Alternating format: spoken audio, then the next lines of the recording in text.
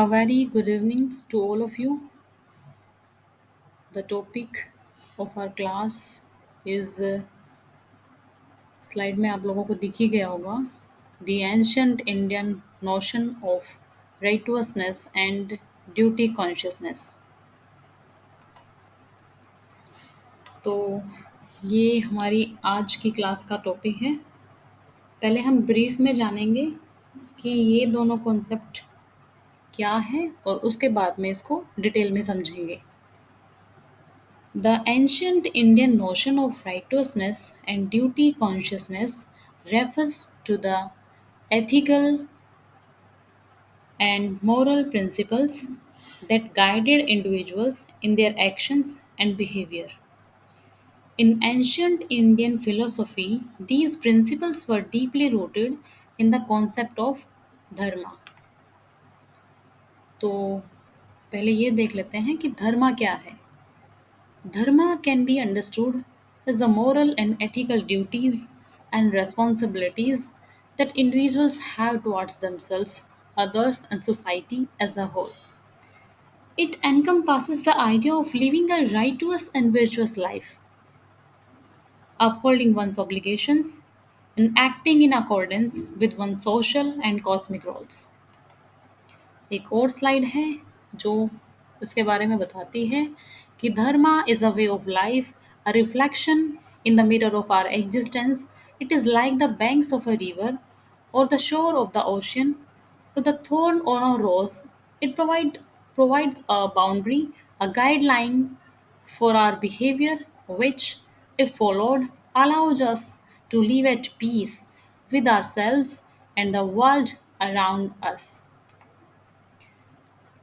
अब जो नोशन है राइटवसनेस की वो क्या है? ये रेफर करती है to the adherence to moral and ethical principles.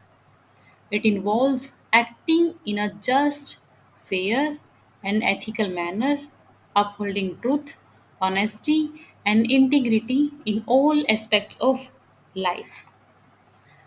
अब ये जो कॉन्सेप्ट है वो किस तरह से इवॉल्व हुई थी?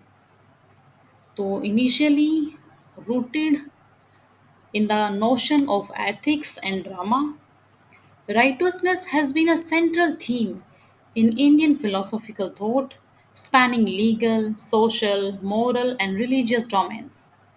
The concept of righteousness has been explored in religious discourse and Russian fiction of the 19th and 20th centuries, highlighting common and specific meaning across different contexts.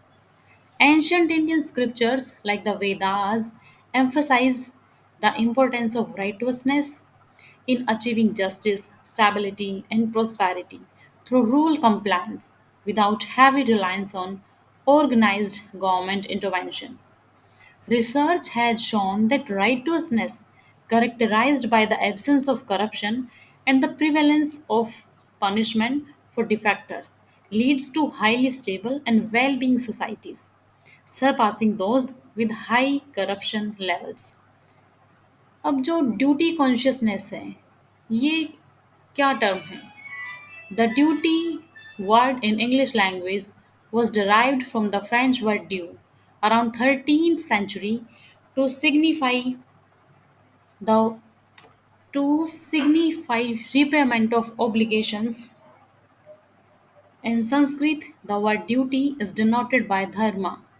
Dharma is one of the purposes of life according to Vedas in Hinduism. जो duty है वो कुछ हमारे dues है to the society. Paying back the dues to the society is duty. In other words,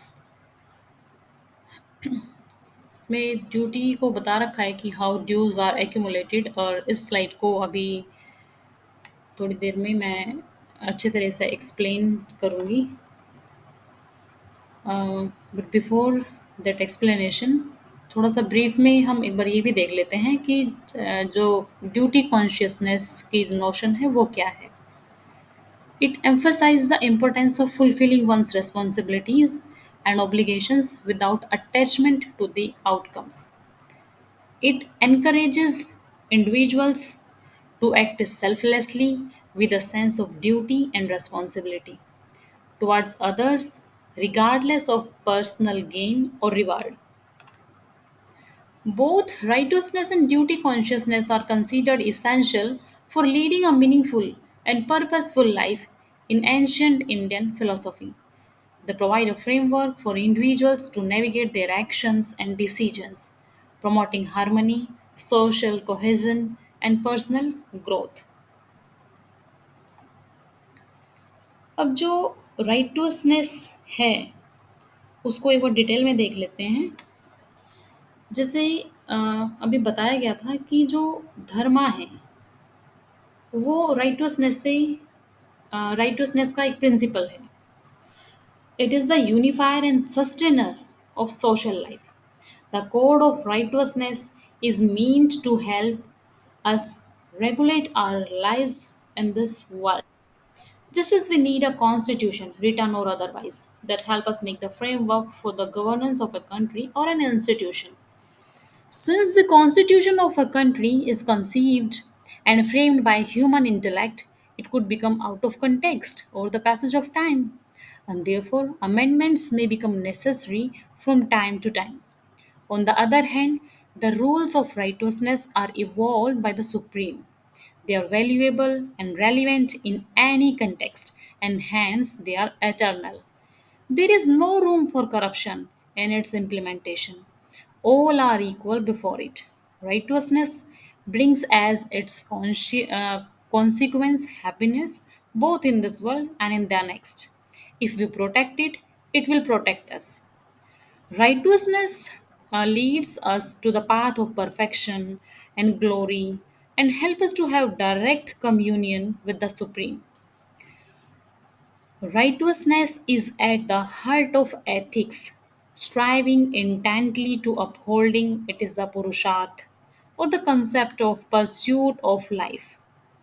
And these are dharma or righteous conduct, earth or acquisition of wealth by honest means, calm or desire for physical and mental well being, and moksha or liberation of the embodied soul from the vast ocean of acquisitive life.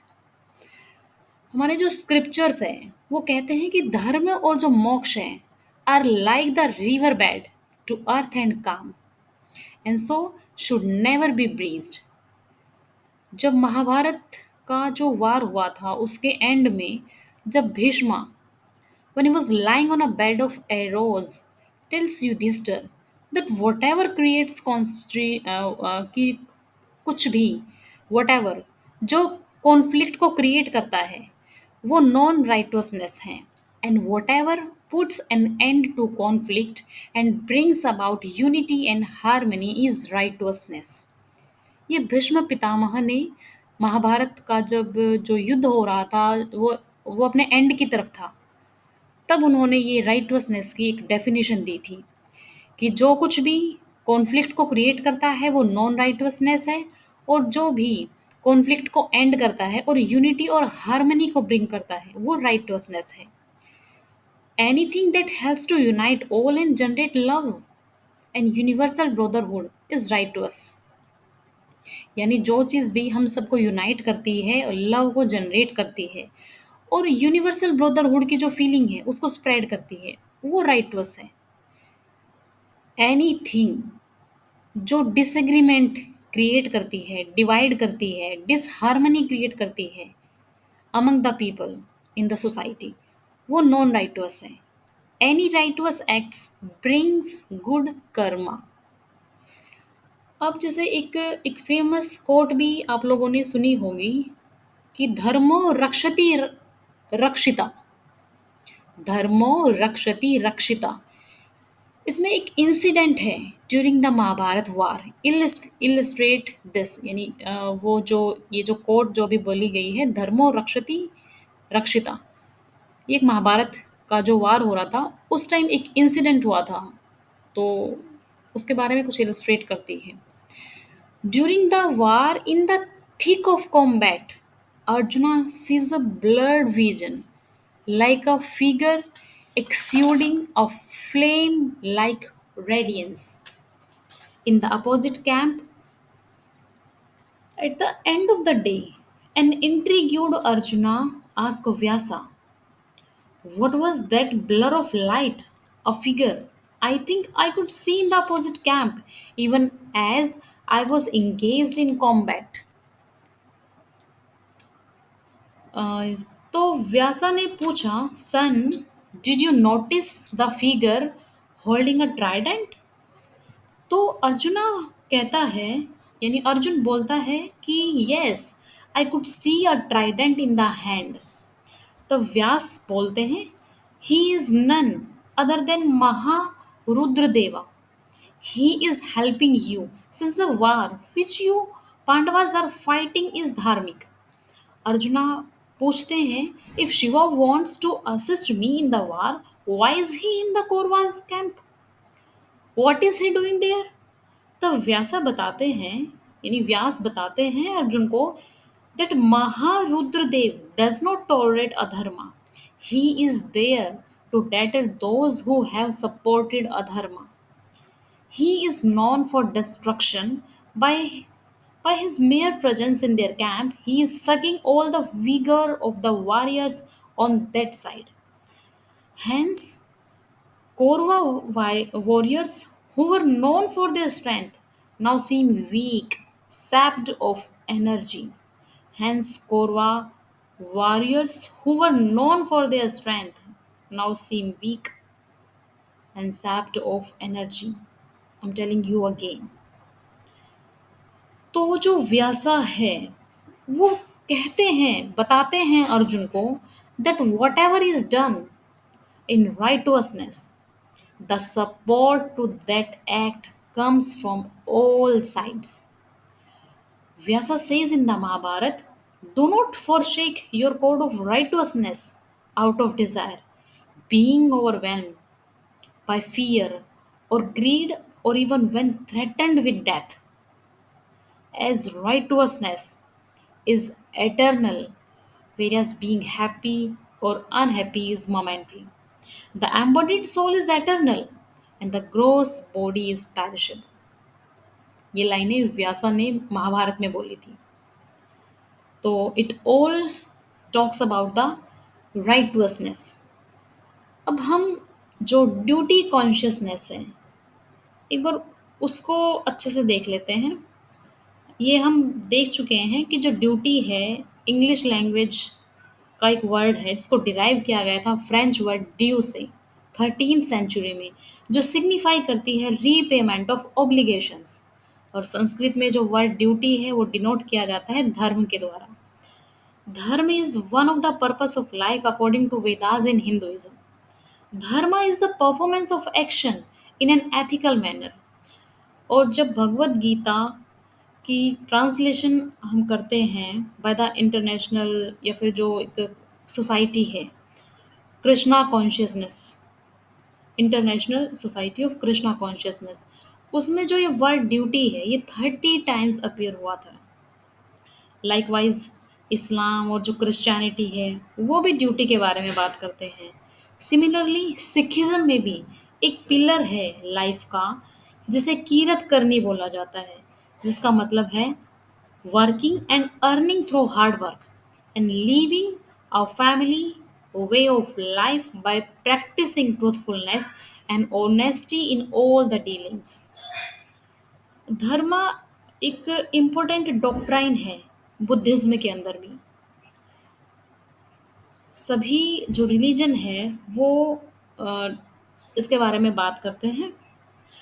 और जो contemporary time है, इसमें एक Indian philosopher हुए हैं, एक जीवी वेथाथिरी नाम के, जिसने जो ड्यूटी कॉन्शियसनेस के जो टर्म है उसको पॉपुलराइज किया through his writings and the work of the world community service centre. तो अब हम देखें कि व्हाट इज़ ड्यूटी कॉन्शियसनेस। तो थोड़ा सा तो हम देख चुके हैं कि ये ड्यूटी कॉन्शियसनेस है क्या। अब आप ये देखिए कि जब हम बोर्न होते हैं तो एक हेल्पलेस न्यूबॉर्न की तरह इस वर्ल्ड में आते हैं। We are unable to survive for a few hours if left uncared for. अगर हमें कोई केयर करने वाला नहीं मिलता या कोई हमारी केयर नहीं करता, तो हम सिर्फ कुछ ही आवर्स सर्वाइव कर पाएंगे। हमारा जो एग्जिस्टेंस है वो कायम नहीं रह पाएगा। Usually it is our parents जो हमारी केयर करते हैं, हमारी रियरिंग करते हैं। But if for some reason अगर हमारे बायोलॉजिकल पेरेंट्स नहीं हैं हमारे पास में, society in one form or the other takes care of us until a point in time where we become capable of earning a livelihood. Further, throughout our life, we are dependent on the labor of members of the society who grow food for us, bring the food to our table, who produce clothes जो हम पहनते हैं, build shelters for us, and so on. So, all this needs to be considered as an unwritten debt or an obligation that needs to be paid back. The understanding and application of this principle in our thought, words, and deeds is duty consciousness. तो I hope आप लोगों को कुछ समझ में आया होगा कि ड्यूटी कॉन्शियसनेस आखिर है क्या। Hence, in duty consciousness, we should perform our actions with love towards the upkeep of our body so that we can serve others. We should perform duty towards our mind so that we can use wisdom in our actions and make them ethical. We should perform our duty towards society with whatever capabilities we have without the intent of not harming anyone at present or in the future. An important aspect of duty consciousness can be appreciated from a commonly cited Bhagavad Gita, जिसमें बोला गया है कि कर्मण्य वाधिकारस्ते माँ फलेषु कदाचन माँ कर्म फल हेतुर्भूर्मा ते संगो स्तव कर्मणि। इसका मतलब है कि you only have a right to action, karma, and not to the fruits of your karma. Do not become a person who constantly meditates upon, gets attached to the result of one's karma. Do not get attached to inactivity. Simple terms में अगर हम बोलें कि जो ये statement है, ये कहती है कि that one should never neglect one's duties and perform those without attachment to the outcomes. ये बहुत ही ज़्यादा इम्पोर्टेंट है कि हम अपनी ड्यूटीज़ को परफॉर्म करें। We should strive to make the world a better place to live in for us, our children and future generations to come, but not be overly concerned about the outcomes as to whether those are accruing or not. अगर हम अपनी duties को अच्छे से अगर perform नहीं करते हैं, तो जो नेचर है उसके पास एक बहुत ही इफ़ेक्टिव मीन्स है इसको चेक करने का। For example, if one person keeps on accumulating wealth without repayment of societal debt, they have to eventually leave everything behind after their death. अपनी लाइफ के दौरान उन्होंने they may have sacrificed their health for accumulating this wealth. They may have worried about its loss.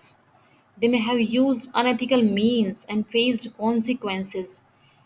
They may not have been able to enjoy the peace of mind that comes with having just enough, and so on.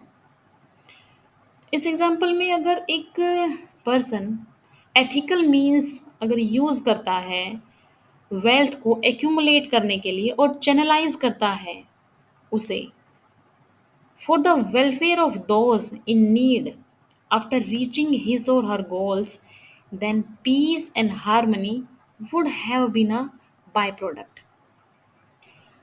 This latter approach would be an example of duty consciousness.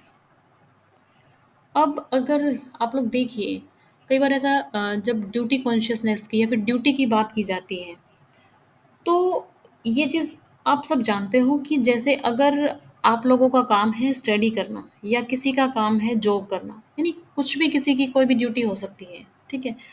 अगर वो particular person अपनी duty को hard work के साथ में, dedication के साथ में अगर फुलफ़िल करता है, तो डेफ़िनेटली उसे उसका फ्रूट मिलेगा, ठीक है? नो डाउट मिलेगा उसको।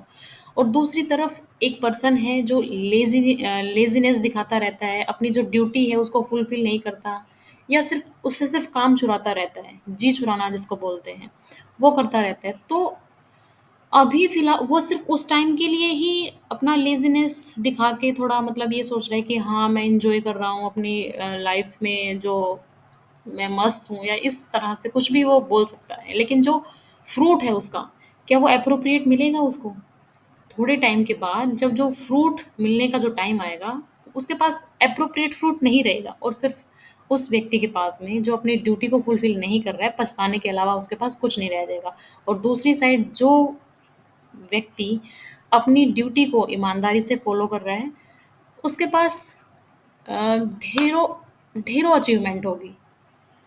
तो इसलिए हर इंसान को अपनी लाइफ़ में अपनी जो ड्यूटीज़ हैं, उनको फुलफ़िल करते रहना चाहिए।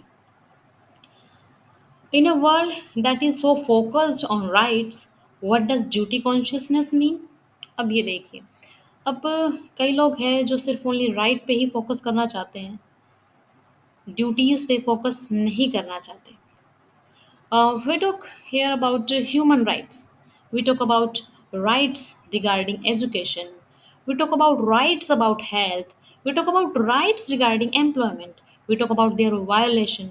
We talk about fighting for them, and so on. The lives of many so called activists revolve around upholding these rights. इसमें जो कंसेप्चुअलाइजेशन है ड्यूटी कॉन्शियसनेस की वो रिवर्स करती है इस पैराडाइम को while the demanding of rights blames others and expects others to do the job.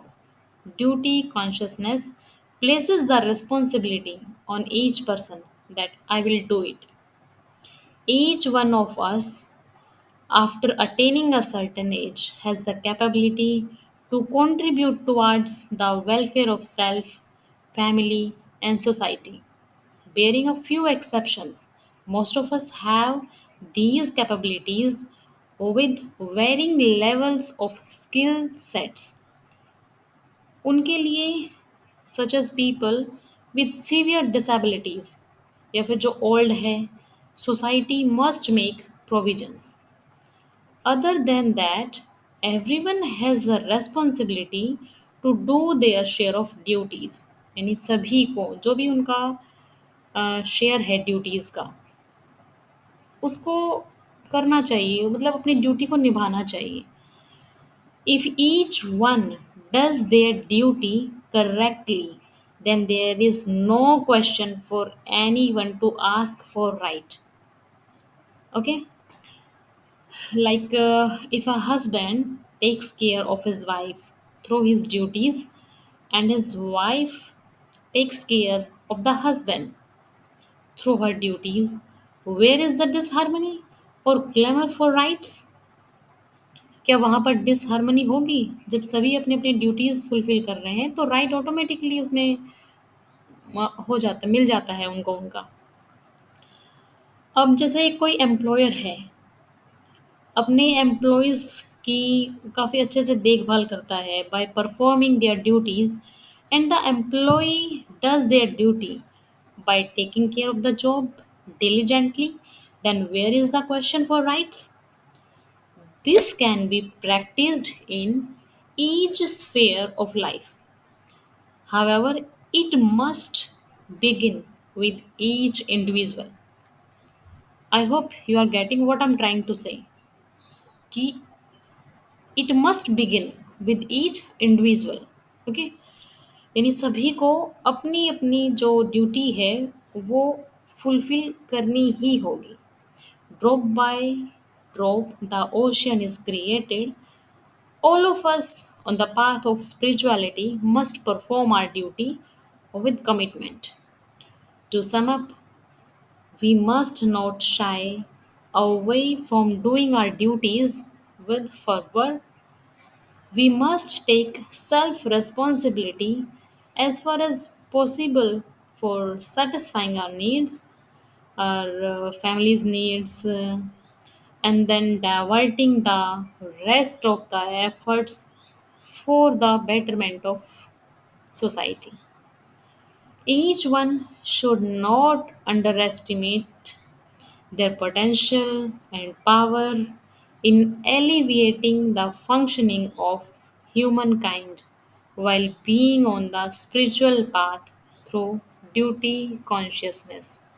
So, this is all about the ancient Indian notion of righteousness and duty consciousness. I hope आप लोगों को समझ में आया होगा, और अगर नहीं समझ में आया है तो प्लीज़ लेट मी नो, और जो भी कुछ क्वेरीज हो आपकी तो प्लीज़ आप लोग पूछ लेना मुझसे। Thank you.